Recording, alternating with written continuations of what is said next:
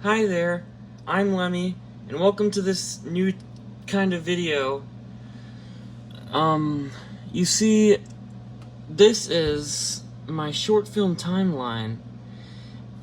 I've been making this kind of in the background of some of the short films I've made, and basically, this is supposed to be something to tie them all together and explain some plot holes that were left open to interpretation in the movie. I think the rest explains itself, so let's get to it. So, I was planning on Sir Sybil being 1,500 years old because they said, I've served in the Queen's Navy for 1,500 years or something. No, 1,050 years. Which they were supposed to say 150 days. She was supposed to say 150 days, but she said 1,050 years, which is funnier, but, I just decided, like, what if that was actually true? What is true is that Aubrey Sybil was born in Venice, and they moved to York.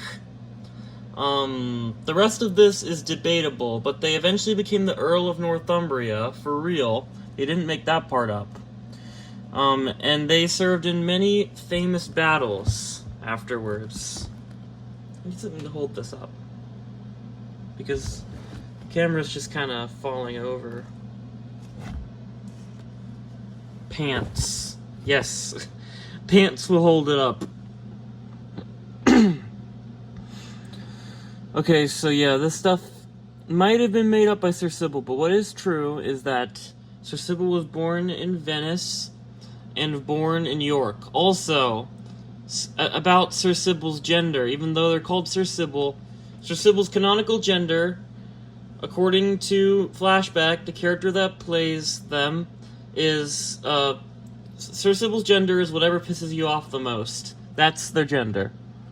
That's their official gender. Anyway, unknown, 1600s to 1700s. 1650 AD, King Large dies in a naval ambush, leaving his property at Portsmouth Island to his descendants.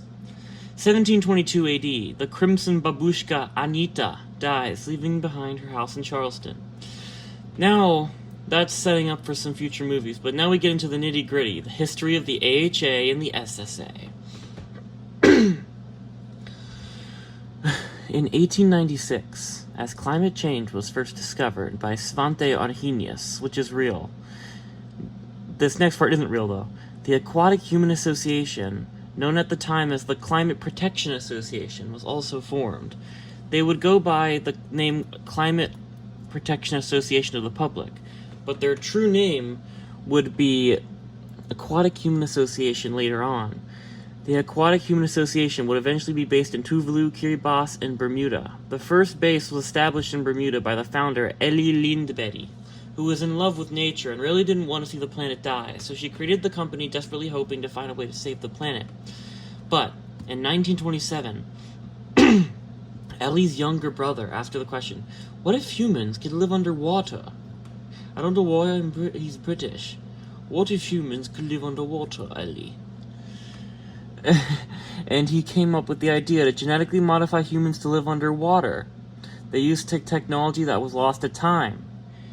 Now, about that, we got the SSA, Swedish Super Alliance, formed by Yngve, Ellie's older brother, with the purpose of ending climate change and cloning humans. It has ties to the AHA. The SSA HQ was established in Abisko and would run more secretive operations which were aimed at saving human lives and creating clones of the deceased, as well as helping the AHA create aquatic humans with their advanced technology. In 1929, the AHA establishes a base in Ocracoke, North Carolina. 1929 to 1939, the first aquatic human tests occur in Ocracoke, North Carolina. But they all fail. In 1933, Isabel is born in Albany, New York. In 1954, Isabel volunteers for the AHA. The very first successful aquatic human test is carried out on Isabel in Ocracoke, North Carolina. She is able to breathe underwater. Her memories of her life up until this point were erased, and she was let out into the open ocean. In 1959, Joshua Jonathan is born after Isabel gives birth to him in the Atlantic Ocean. That same year, the SSA writes inscriptions in Storforsen. But those who wrote the inscriptions were soon after killed mysteriously. The location of the royal stash was then turned into nothing but a rumor and was said to be hidden in Stockholm. Not even Ingve knows where it is. The SSA's cloning technology is also destroyed. 10 years later, 1969, Sesame Street premieres for the first time and Big Bird makes his debut. This is definitely relevant to the overall plot, trust me. Trust me. Source, trust me, bro. Or whatever gender you are. But that's a gender-neutral trust me, bro. In 1970, Joshua and Isabel stumble across South Carolina in the USA. But in 1971, Joshua and Isabel decide to move to the waters of North Carolina after excessive prejudice in South Carolina. By the way, I have another movie that I'm planning to make, but because of some complications, I haven't been able to make it as of yet, but I have the script, I have the ideas,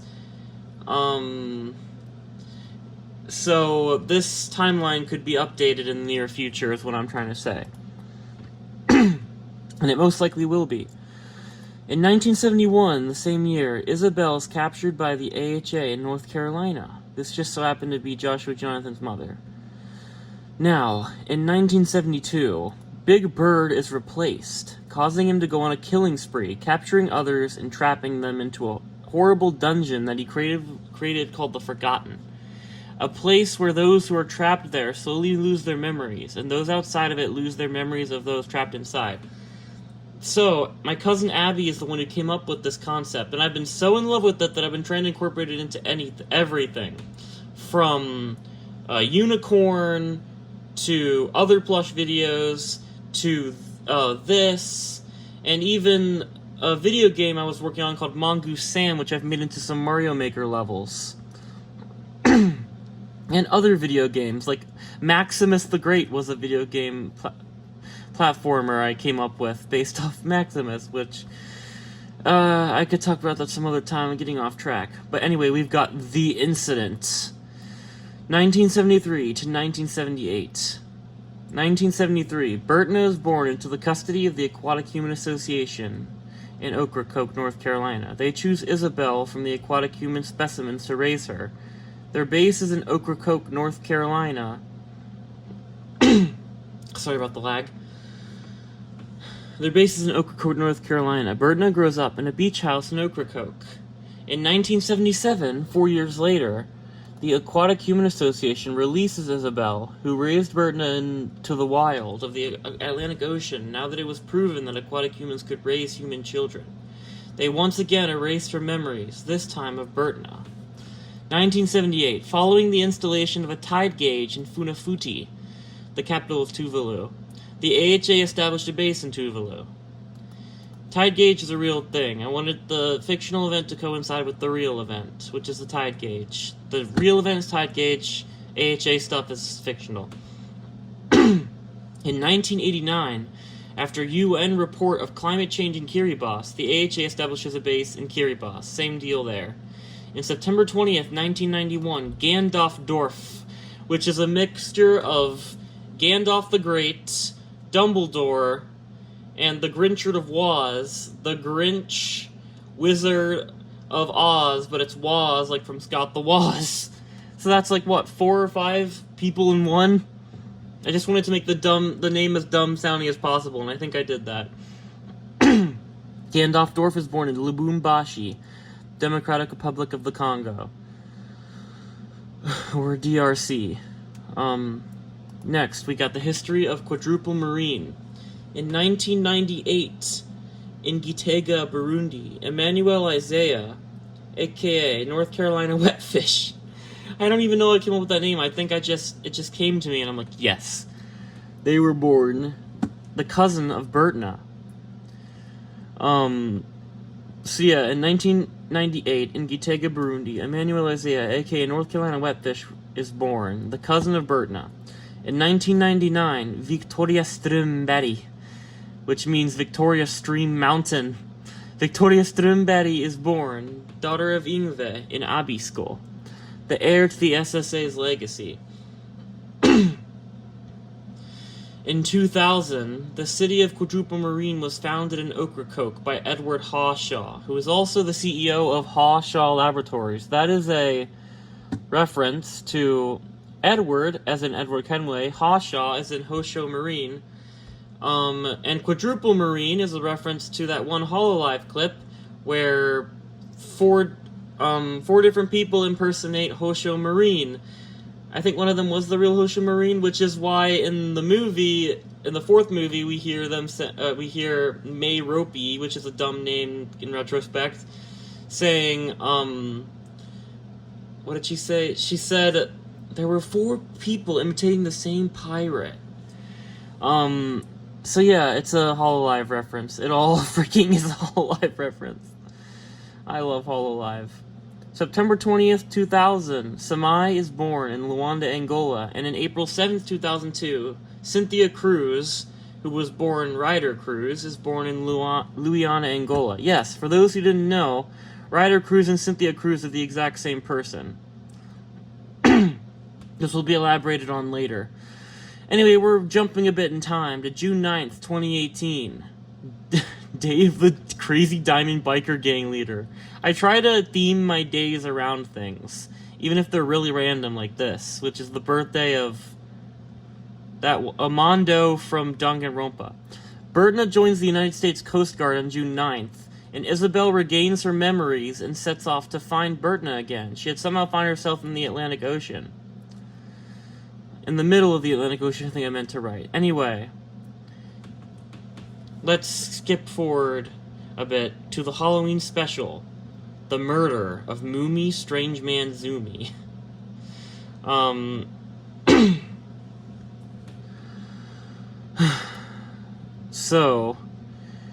In April 2019, The Forgotten is revealed to the public and closed down shortly after, but no culprit is found.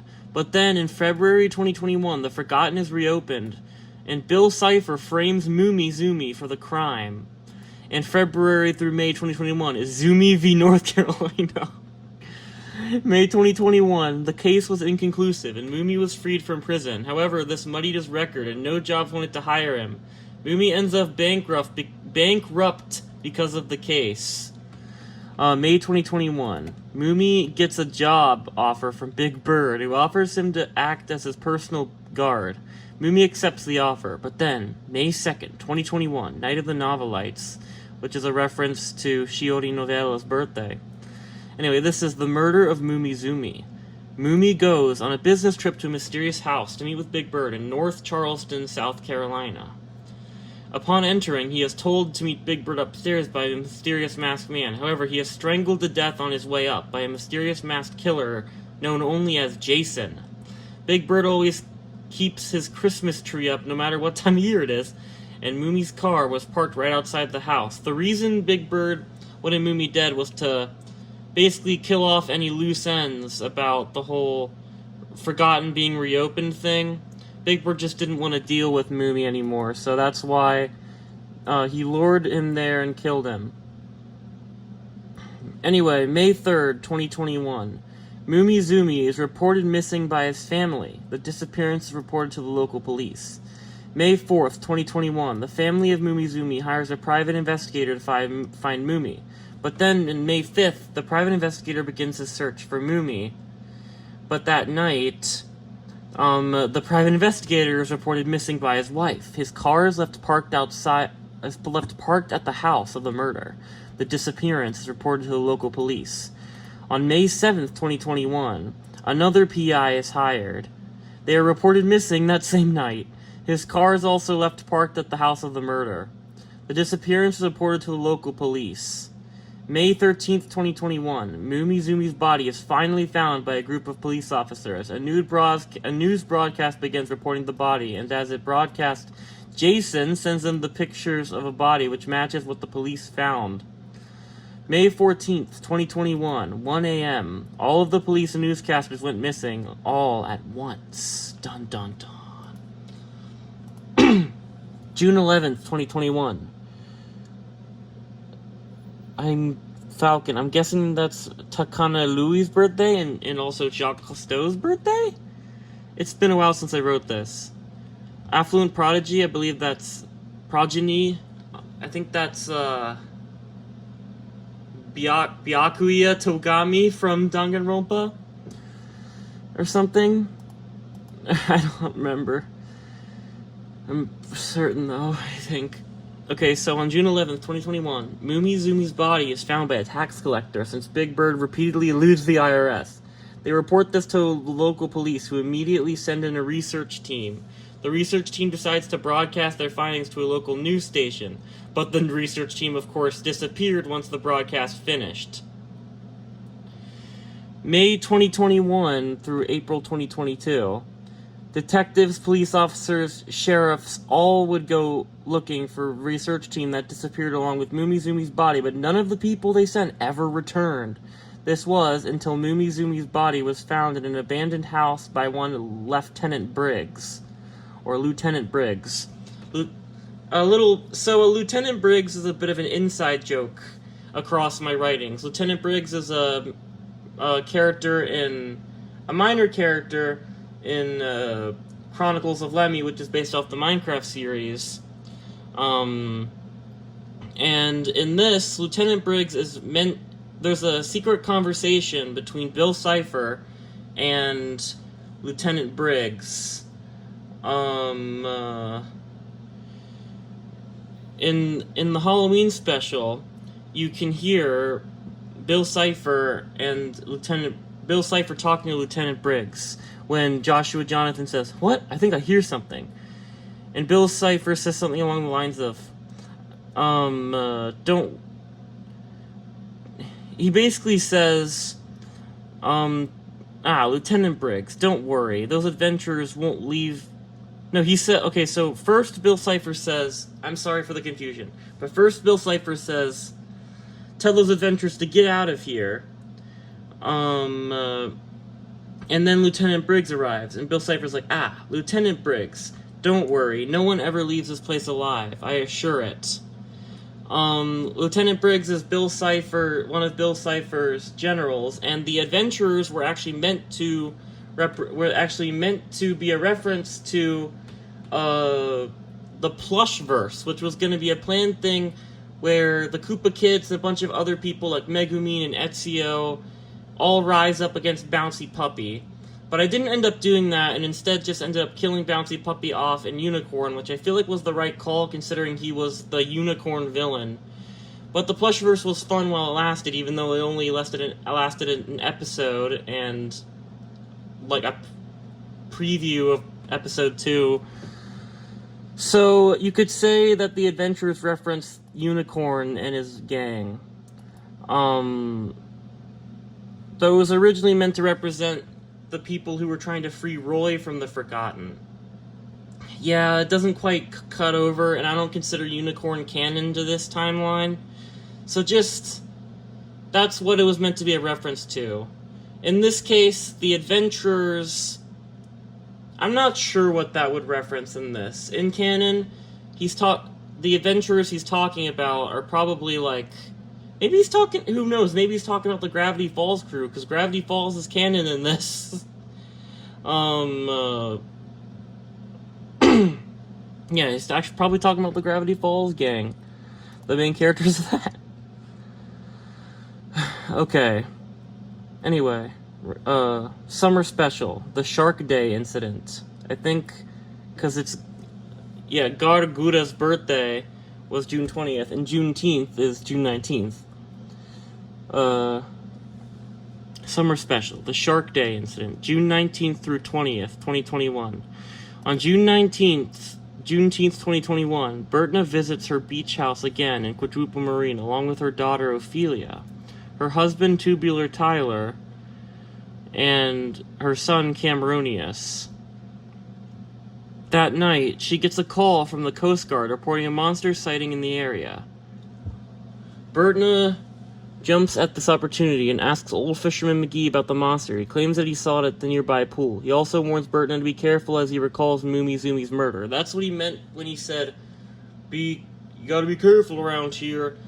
some guy got murdered down south, they call him a strange man, referring to Moomy, Strange Man Zoomy.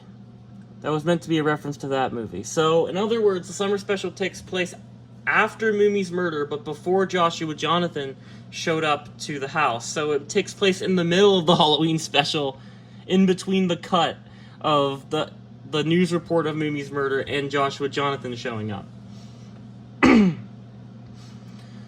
By the way, the reason I decided to make Joshua Jonathan show up in April 2022 rather than immediately after Moomy's murder was because in one of the scenes, my mom accidentally left in a calendar. No, it was my responsibility. I was the filmer.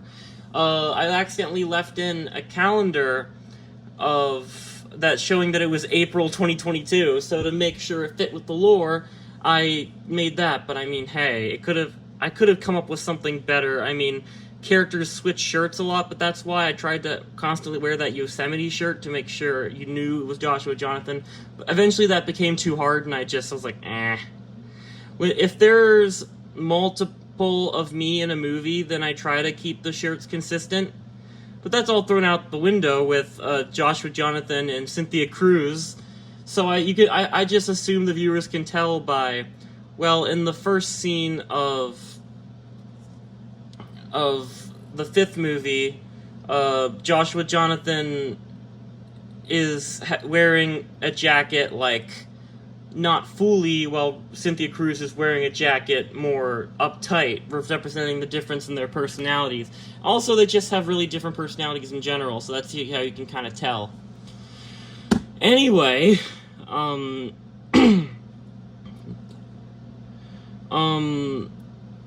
so yeah, I completely went off on a tangent there, but Bertna heard of the sea monster's return, and so on June 20th, the dawn of the sharks incident occurred.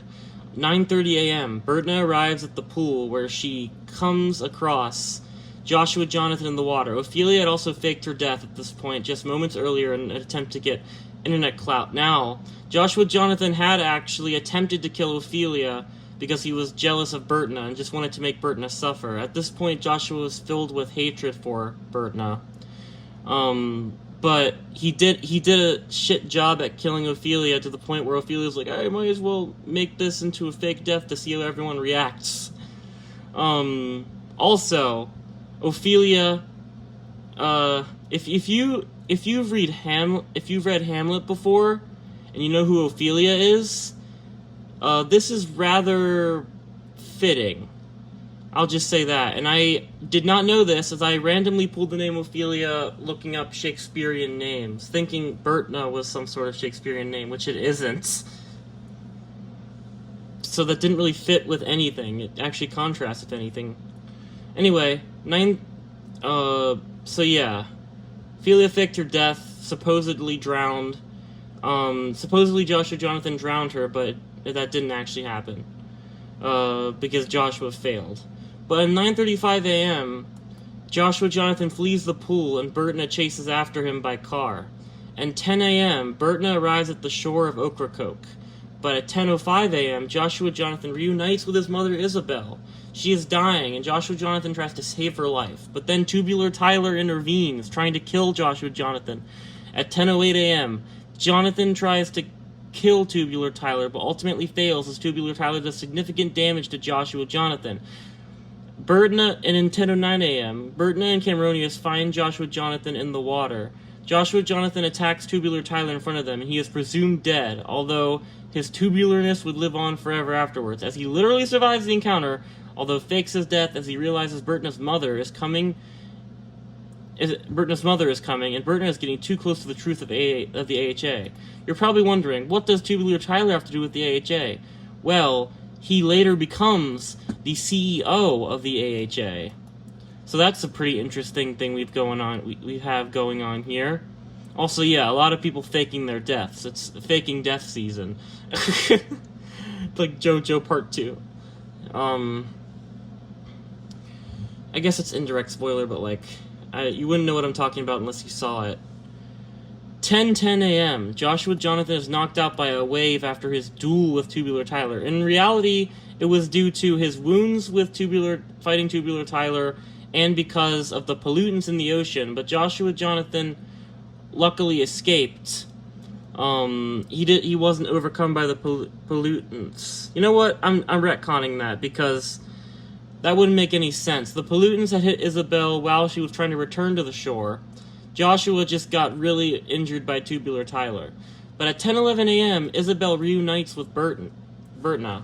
Isabel dies shortly after their conversation due to pollutants she had accidentally absorbed days earlier, as I said. She would live on forever in both Bertna and Joshua Jonathan's memory. Later that day, Bertna would find her body after sailing past it. Anyway, we gotta hit the gas. We got a lot more to get through.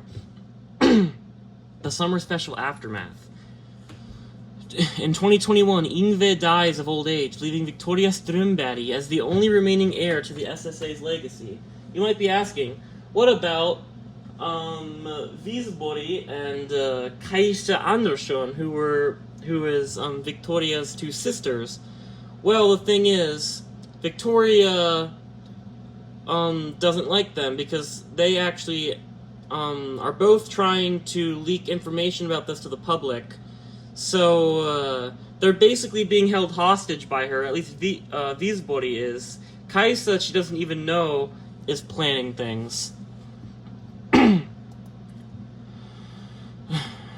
June through December 2021, Bertna becomes a marine biologist to study this new kind of marine life. Research concludes that Isabel was an experiment conducted by her... What? Why did I write it like that? Research concludes that Isabel was an experiment. After an experiment conducted by... Okay, so research concludes that Isabel was an experiment. We're just going to leave it at that. This sounds really confusing. Oh my gosh, it's so laggy, it's not letting me use the backspace. Whatever. Okay, so yeah, ignore that. Research concludes that Isabel was an experiment, period. Upon examining the body, Bertna realizes she was a science experiment and begins to loathe the AHA as she soon finds out about what they did. Tubular Tyler becomes the new CEO of the Aquatic Human Association in secret, and at this point the AHA has little to no shareholders and is a dying corporation. Tubular Tyler hopes to find new shareholders, but he has a feeling that the company may soon become bankrupt. July 20th, 2021. Sonny's birthday, from Omori. Joshua Jonathan opens a business called Fishin' for Beaches and is detained due to health code violations shortly after. Not that same day, but later on. Fishin' for Beaches is a seafood restaurant, but Joshua Jonathan does not know how to run a seafood restaurant, as he just kind of scooped up fish he found from the sea, which were not safe to eat. He's not very smart. I mean, at this point, he isn't really that used to human society. Because he spent most of it in the water. And when I said South Carolina and North Carolina, he mainly chilled out in the waters around those areas, occasionally getting up to steal food and go back into the ocean. So they're kind of like water bandits. At least he is. Because they were having it rough in the ocean. I'm just coming up with a lot of that on the spot, honestly. But anyway, in July through August 2021, Joshua's sentence is short-lived as he simply escaped the prison by diving into the nearby water and returning to the ocean, leaving the guard perplexed. August through October 2021, Joshua swims to California. Alright, so he swam all the way from... Okay, so he swam all the way from Ocracoke, North Carolina, through the Panama Canal, onto the other side, and somehow reached California. So yeah, he swam through the Panama Canal. That's some new lore. October 1st, 2021. New month, new me. Joshua officially adopts a new human identity, Joshua Jonathan. Yeah, before that, he was called things like the Orange Sea Monster, and, well, Isabel actually gave... Well, they said that they would give Joshua... That would be his name if he was a human. Which, I mean, it's weird that they didn't name that to begin with, but, like, they kind of were leaving the human side of themselves behind, I guess. In retrospect, that's a bit weird, but, you know, my ideas have changed over time. But, you know, maybe they had a different name for Joshua before, and Joshua was just a name that might be used later. October 6, 2021, I think this is meant to be a reference to Kyoko Kirigiri's birthday, Day of the Danganronpa Detective. I'm guessing her or Shuichi, because those are detectives. Joshua moves to a house in Yosemite National Park, or around there at least. March 4th, 2022, day of Abraham Lincoln's debut. Tubular Tyler, despite being dead, becomes the second 16th president of the United States, succeeding Abraham Lincoln. This was some weird joke I made. I have no idea. I was actually gonna make a joke that Tubular Tyler became the Chancellor of Germany, but I decided to do this instead. I don't know why. The joke is just completely random. It's not canon, but I wrote it there in the credits of the summer special as a joke. Alright, Halloween special, Night of the Reaper incident, April 4th through 5th, 2022. April 4th, 2022. At 5 p.m., Joshua Jonathan arrives in Charleston, and at 7:30 p.m., Joshua Jonathan begins his investigation of Mumi Strange Man Zumi, along with one of his friends who is filming him because Joshua Jonathan wants to turn the story into a documentary or YouTube video. I can't really decide. Maybe both. 7:45 through 7:47, Joshua Jonathan enters Big Bird's house and discovers the body propped up by the research team that had visited formerly. He runs a thorough examination on the body. 7:49 p.m., Joshua Jonathan is attacked by a demon birthed by Big Bird's hatred, which inhabits the body of Mumizumi, and Joshua fires on it. And it's... I'm not going to read out every time. You can read that for yourself. Joshua successfully exorcised the demon using holy water. He plans to go upstairs and meet with whoever employed Mumi. Joshua encounters Big Bird, and then he has a meeting with Big Bird in which they discuss a treasure contained within the basement of the household. Big Bird promises Joshua that if he finds the treasure for him, that all his wildest dreams will come true. Joshua agrees to find the treasure and ventures downstairs. But then he is attacked by the infamous serial killer, Tommy the Killer, and Joshua actually kills him. This is, I think, his first successful kill. Both the first two times were unsuccessful. He attempted to kill Ophelia and Tubular Tyler, but failed. Then he encounters the Crimson Babushka, who reveals to him that she is the true owner of this house, and the demon that possessed Mumizumi was created by Big Bird's malice and hatred. It's not the only demon. There's actually multiple. Should have mentioned that in the timeline. It's mentioned in the movie. Then he enters the basement, encounters the Wicked Witch of West Virginia. I'm not reading all this. This is going to take forever. You've seen the movie. If you've seen you should watch the movie before watching this.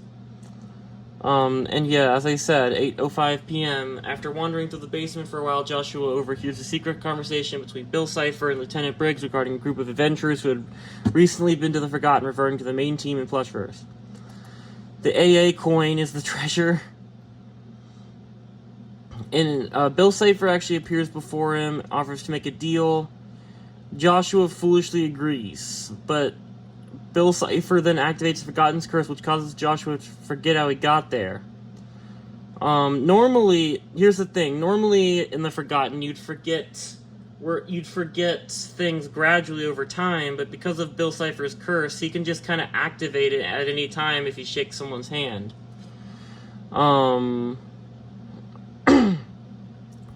I mean, that's one heck of a way to not to have him not tell anyone, is to make him literally forget. But he somehow remembered that he wanted to get the treasure. He remembered everything. He forgot everything that happened in the Forgotten, but he somehow remembered that he got the treasure. 8:15 p.m. Yeah, it's a straight line to get out of the Forgotten. Anyway, here's some stuff that happened off screen. Joshua leaves Big Bird's house at 8:22 p.m. and a different demon awakens within Mumi shortly after. This is why Because they exorcised one demon, but another one entered. April 5th, 2022.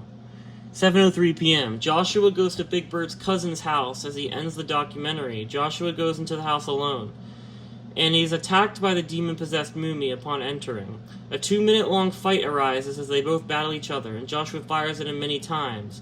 This time he uses a cross to exorcise the demon, finishing the job once and for all. Exercise? Finishing the job once for all, making it so the body of Mumizumi can never be possessed again, because the cross is more powerful than holy water. 7:11 p.m. Joshua finds 2 plane tickets to Germany. As the reward, Big Bird left them, though he did not expect Mumi to follow them there. The possessed Mumi. Mumi's dead at this point. Long dead. The Halloween special Aftermath. In early June 2022, Captain Weedbeard, descendant of King Large, creates a 1600s style ship in his honor. The ship would be known as King Large's Big Big Retribution, which is a reference to Queen Anne's Revenge, but I wanted to make it as dumb sounding as possible. He would later sell the ship to North Carolina Wetfish for some reason. Maybe they're friends. Mid-June 2022, North Carolina Wetfish uses his family's beach house as base for his HHQ. HHQ? And yeah, that's what the little short film that's when the mini film called North Carolina Wetfish takes place. At least the beginning of it. Anyway, the Sweden special,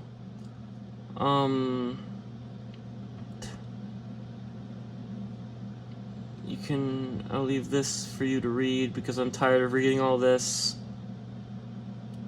So here's something I should probably mention. It's July 14th, 2022, 8:51 a.m., Joshua encounters Johan Johansson, who drops him off at Rudberg's Fortets thinking he's a mafioso. This ties in with a book I wrote called Ghost of Stockholm City, in which the character Johan Johansson, which I came up as a joke for this, but I wanted to use in the book, he's one of the main characters. He is involved in a crime organization called Sinnesspöke, which is selling cocaine around Scandinavia and other places in the world. And they have a high presence in Luleå. And he thought no one would approach the car, no one would approach the car unless they were involved, because they would see through they would know who Johan Johansson is. So he freaked out and left him at Rudberg's Fortet because he's Visborg's sister. Joshua later confronted Johan. Johan later confronted Joseph, running into him completely by mistake in Tokyo, of all places, where he confronted him about killing his sister, but Joshua explained that, like, Victoria is pretty freaking evil, and because she was going to kill your other sisters, and also, have you ever heard of hitchhiking before? So yeah, Joshua Jonathan actually hitchhiked in Johan Johansson's car. Or like, that's what he was planning on doing. That's why he approached the car.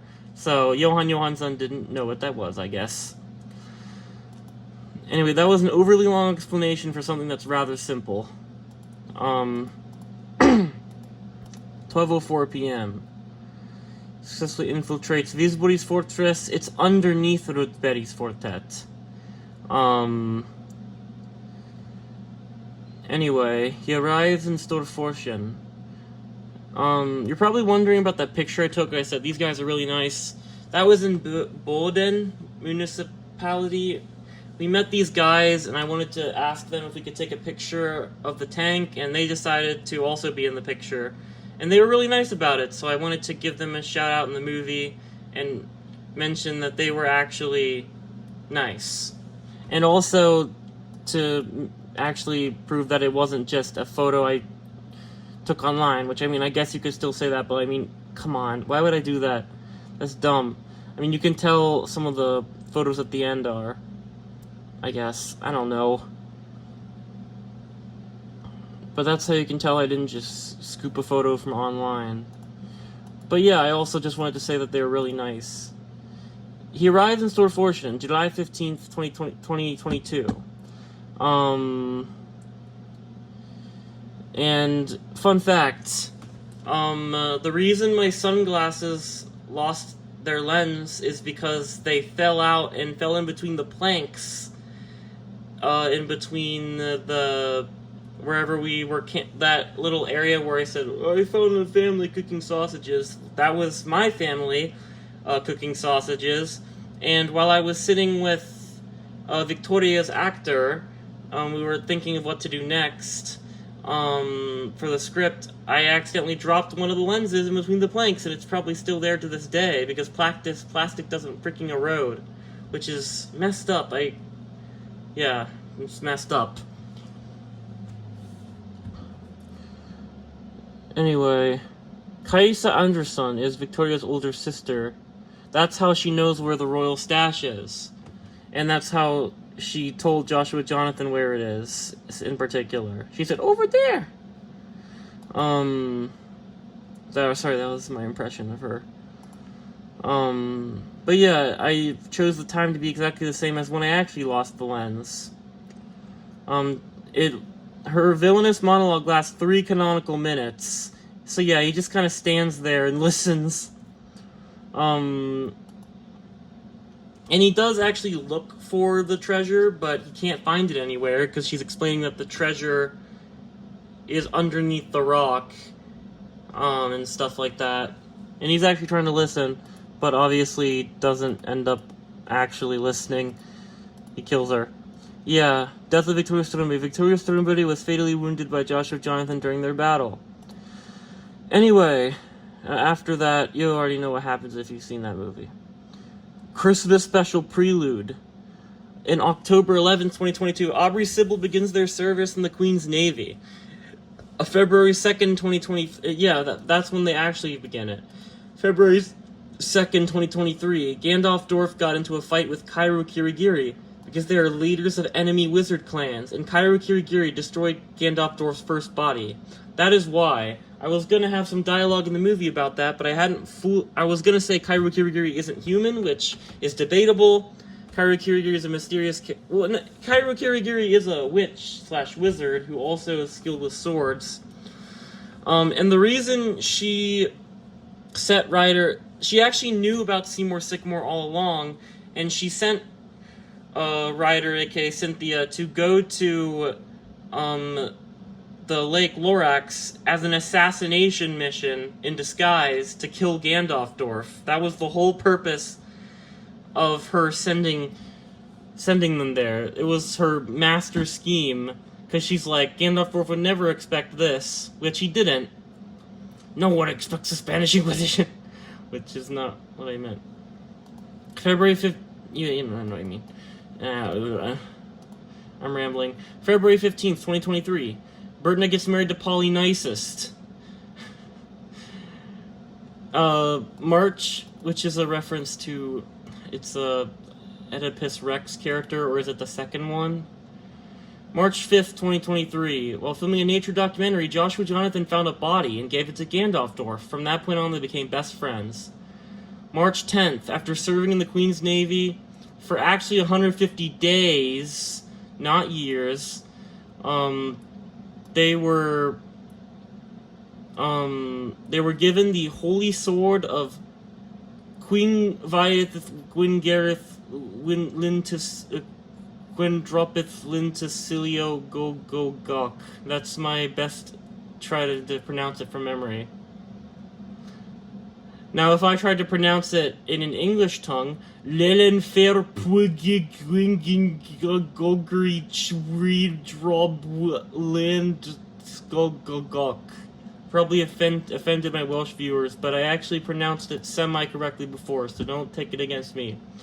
They were also given the Holy Sword of Rosh Laner Trogog. Those are the two swords Aubrey has. Aubrey Sybil. And for some reason, For some reason, they claim they bought the swords. Haven't really decided the reason as to why. They only served 150 days in reality. They were still rewarded the swords regardless. Not sure if they actually were awarded the Victoria Cross. Because, again, I changed things last minute because I feel like the fact that they were at war for 1,050 years is a bit ridiculous. Because the Queen's Navy wasn't even a thing back then. So I said it was the Queen's Secret Navy, but I don't know, it's just kind of dumb. Summer Special 2, Quadruple Marine Incident. Anyway, you can read all this.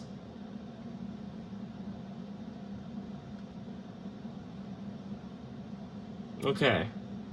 Christmas Special, you can read all this. Actually, I should probably read some of this out loud, because it explains some plot holes. But yeah, he arrives at Bridget Ridge in Vancouver Island after half an hour of climbing. He arrives in Winnilunga using a teleportation tree. And he also, when he was running from Semai Semai, he actually used a tree portal to get to Vidzel. Gandalf had actually put multiple tree portals leading to Vidzel in Lake Lorax in case they needed to contact Joshua Jonathan, so that's why they're there. As for how he got a tree portal leading to Winnilunga, that was actually something set up by Gandalf while he was in Canada, to try and see. He actually was going to try to assassinate Cairo Kirigiri, but he was too late, and Cairo was already one step ahead of him. So that's why the tree portal was in Canada, or was it Seattle? No, it's Seattle actually. It's in Seattle. That led to Winnilunga. The Spring Special, you can read all this.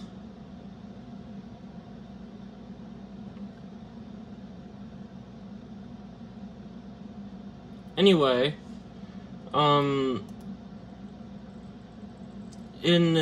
Joshua Jonathan begins their search for the AHA HQs around the world. In May 1st, 2024, Samai joins the Angola National Police in Luanda. May 2nd, 2024, I think that's also a Shiori novella reference, Day of the Novelist. Joshua Jonathan discovers the AHA HQ in Tuvalu, and on May 13th he discovers the one in Kiribati. After Gandalf found out where they are, because I forgot to mention, during the movie, 8:45 p.m. in DC, in Dulles, actually, Gandalf contacts Joshua Jonathan and tells him the AHA has 3 HQs, one in Kiribati, one in Tuvalu, and one in Bermuda. He found out this after breaking into the abandoned AHA HQ in Ocracoke and finding where their other locations are. Gandalf doesn't tell Joshua what he is planning, however. Joshua Jonathan didn't tell the others who he was talking to over the phone, because this is all happening around the same time.